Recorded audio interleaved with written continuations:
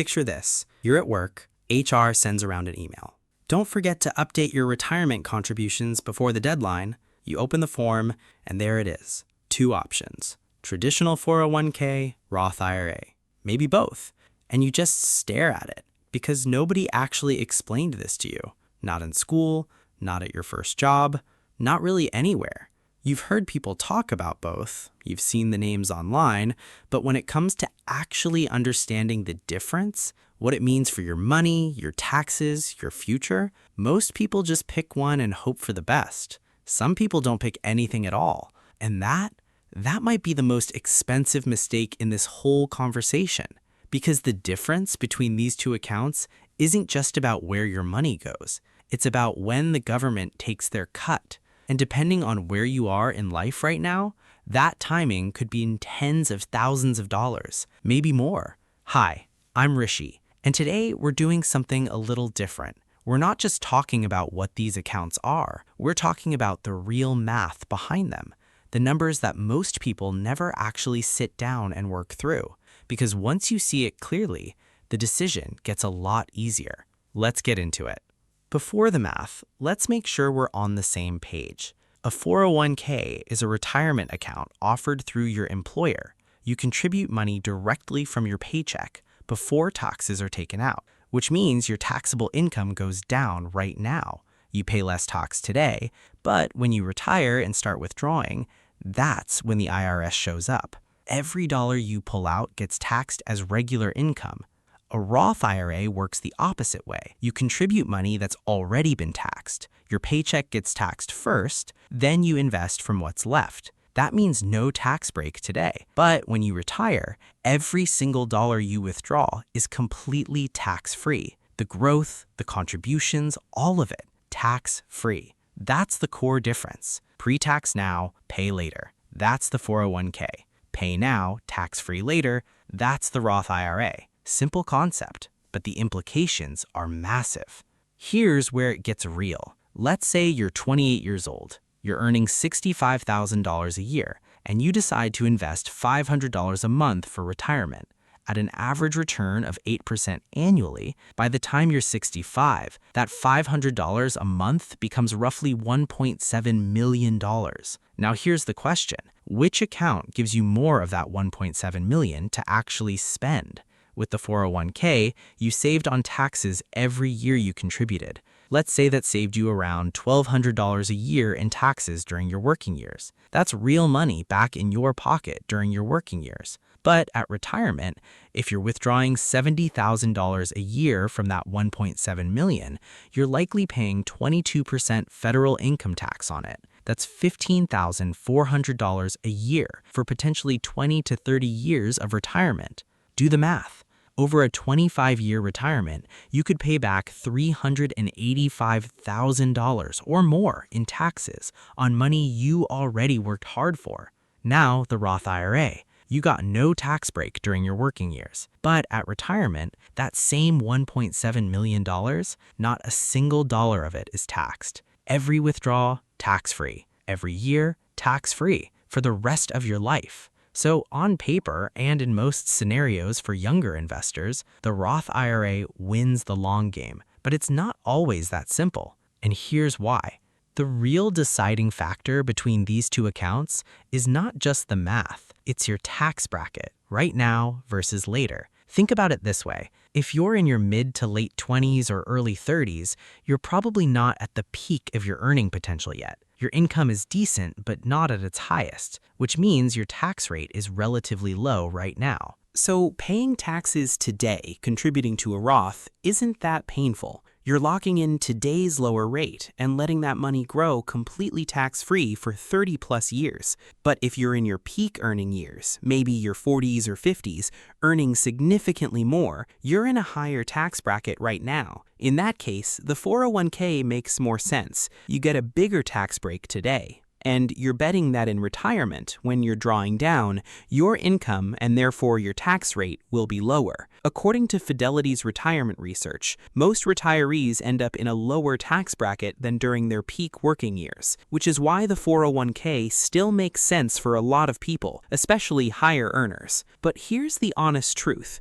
Nobody knows exactly what tax rates will look like in 20 or 30 years. Tax laws change. Governments change, and a Roth IRA protects you from that uncertainty completely because no matter what happens to tax rates in the future, your Roth money is already paid up. There's one piece of the 401k conversation that almost always gets ignored, the employer match, and it might be the single most powerful feature in personal finance. Here's how it works. Let's say your employer matches 100% of your contributions up to 4% of your salary. You earn $65,000. 4% of that is $2,600 a year. Your employer puts in $2,600 for free just because you contributed. That's a 100% instant return on your money, before any market growth, before compounding, before anything. No Roth IRA, no investment on earth can guarantee you a 100% return from day one. So here's the rule most financial advisors agree on. If your employer offers a match, always contribute at least enough to get the full match. Always. That's not optional. That's free money you're leaving on the table if you don't. After that, then you can think about whether to direct extra savings to a Roth IRA. Let's talk about how much you can actually put in each year, because this matters more than most people realize. For 2025, the 401k contribution limit is $23,500 per year for employee contributions. If you're 50 or older, you can add another $7,500 as a catch-up contribution. That's $31,000 a year if you're in that age range. The Roth IRA limit, much smaller. $7,000 per year in 2025, with a $1,000 catch-up if you're 50 or older, so $8,000 maximum. But here's the catch with the Roth IRA that not everyone knows about. There are income limits. If you're single and earning more than $165,000 a year, you can't contribute to a Roth IRA at all. The phase-out starts at $150,000 for single filers. For married couples filing jointly, the phase-out begins at $236,000 and cuts off at $246,000. The 401k has no income limits. Anyone with access to one can contribute the full amount. And the Roth 401k, if your employer offers it, also has no income limits, which makes it a great alternative for higher earners who want the Roth tax advantage. Here's something the math doesn't always capture. Life happens, and the Roth IRA actually gives you something the 401k doesn't: flexibility. Because with a Roth IRA, you can withdraw your contributions, not the growth, but what you put in, at any time without penalties, without taxes, because you already paid tax on that money. It's yours. So if something unexpected happens before retirement, the Roth IRA gives you access in a way the 401k doesn't. The 401k locks your money down until age 59 and a half. Pull it out early, you pay income tax plus a 10% penalty. That can sting badly when you need it least. The Roth isn't a savings account.